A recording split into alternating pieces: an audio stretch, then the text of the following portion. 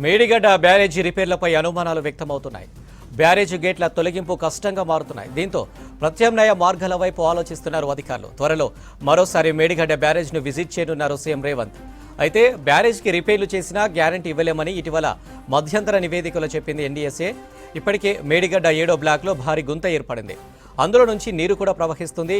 ఈ పరిణామాలు చూస్తుంటే ఈ రిపేర్లతో బ్యారేజీ బాగు కాకపోవచ్చనే అభిప్రాయాలు వ్యక్తమవుతున్నాయి.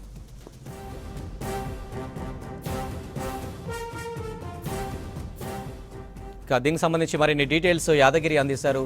యాదగిరి, మేడిగడ్డ రిపేర్లపై సర్కార్ ఎలాంటి ఆలోచన చేస్తుంది?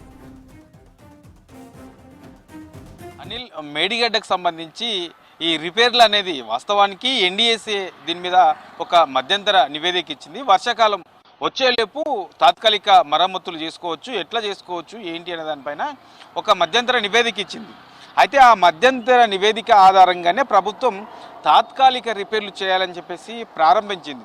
అయితే ఇందులో ఈ మేడిగడ్డ బ్యారేజ్ సిచ్యువేషన్ చూస్తే మనకు మేడిపండు తరహాలోనే కనబడుతున్నది. ఒక్కొక్క లోపము అందులో బయటపడతా ఉన్నాయి. అందులో ఉన్నటువంటి లోపాలన్నీ కూడా ఇప్పుడు ఈ రిపేర్లు చేస్తున్నా కూడా అందులో నుంచి ఊహించని స్థాయిలో అందులో నుంచి లోపాలు బయటకు వస్తున్నాయి. వాస్తవానికి ఈ మరమ్మతులు ప్రారంభించారు. అయితే ఈ ఏదైతే మేడిగడ్డ ఉందో మేడిగడ్డలో 7వ నంబర్ బ్లాక్ దగ్గర ఆ బ్లాక్ దగ్గర ఉన్నటువంటి పిల్లర్లు కటింగ్ చేసే పనిలో భాగంగా అధికారులు ఇంజనీర్లు అక్కడికి వెళ్తే ఆ పనులు మొదలుపెట్టారు. ఆ మొదలుపెట్టిన కొద్దిసేపటిలోనే అక్కడ పెద్ద బొయ్యారం ఏర్పడ్డది. ఆ బొయ్యారం ఏర్పడి ఇంత అది పెద్ద గుంతలా తయారైంది. అదొకటే కాదు, ఒక్క రోజులోనే చాలా పెద్ద గుంతగా అది తయారైంది. అందులో నుంచి పెద్ద ఎత్తున నీళ్లు కూడా బొంగులు ఇట్లా పొంగుతూ నీళ్లు బయటికి వస్తూ ఉన్నాయి. ఊటలు ఎట్లా మనకు మామూలుగా అయితే ఊటలు అంటూ ఉంటాము, అట్లాంటి పెద్ద పెద్ద ఊటలు లోపల నుంచి బయటకు వస్తున్న సిచ్యువేషన్ మనకు మేడిగడ్డలో కనబడుతున్నది.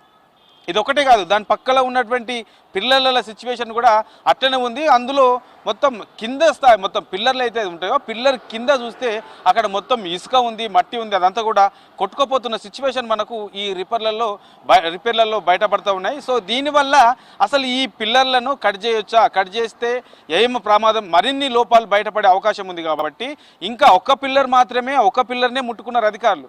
మిగతా ఇంకా 2 పిల్లర్లు ఉన్నాయి. ఆ 2-3 పిల్లర్లను కనుక ముట్టుకుంటే ఇంకెన్ని లోపాలు బయటకు వస్తాయో, ఇంకెలాంటి ప్రమాదాలు చూడాల్సి వస్తుందని చెప్పేసి చాలా మంది ఇంజనీర్లు కూడా భయపడతా ఉన్నారు. అవి ఆ మరమ్మతుల దగ్గరికి పోవాలంటేనే వీళ్ళు ఏమైతుందో ఈ ఒక్క లోపాలు ఉన్నాయి అని చెప్పేసి వాటిని పూడ్చే ప్రయత్నం చేస్తే వాటికంటే అదనంగా ఇంకా ఎక్కువ లోపాలు బయటకు వస్తున్న సిచ్యువేషన్ మనకు ఈ మేడిగడ్డ దగ్గర కనబడుతుంది. సో మేడిగడ్డ, అన్నారం, సుందిల్ల ఈ 3 బ్యారేజీల పరిస్థితి కూడా అట్లే ఉంది. ప్రస్తుతానికైతే ఈ మేడిగడ్డలో ముట్టుకుంటే ఇవన్నీ కూడా కనబడతా ఉన్నాయి. కాబట్టి మరి ఏం చేయాలి, ప్రత్యేకంగా ఏం చేస్తే బాగుంటుంది?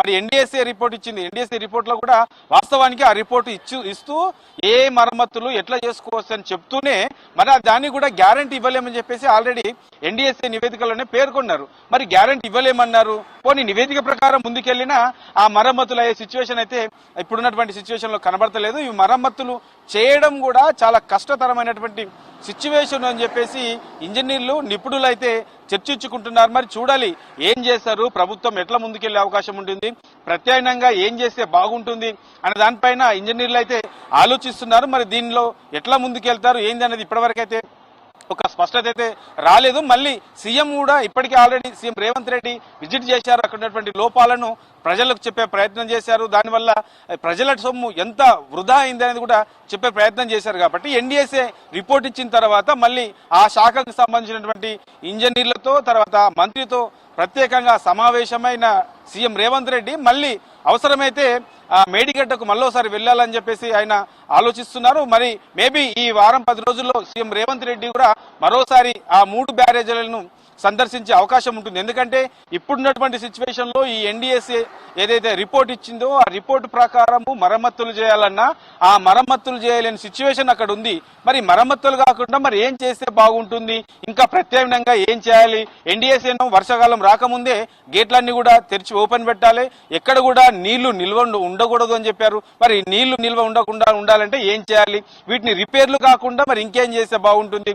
సో దీని మీద అయితే ప్రస్తుతం చర్చించుకుంటున్నారు. అంటున్నారు. ఇప్పుడున్నటువంటి సిచ్యువేషన్ లో ఈ తాత్కాలిక మరమ్మతులు అనేది కూడా ఈ 3 బ్యారేజీలకు చేయడము చాలా కష్టతరమైనటువంటి సిచ్యువేషన్ అయితే మనకు కనబడుతుంది. ఇప్పటికే ఈ ఎన్డీఎస్ఏ మధ్యంతర నివేదిక ఇచ్చి కూడా 3 వారాలు అవుతుంది.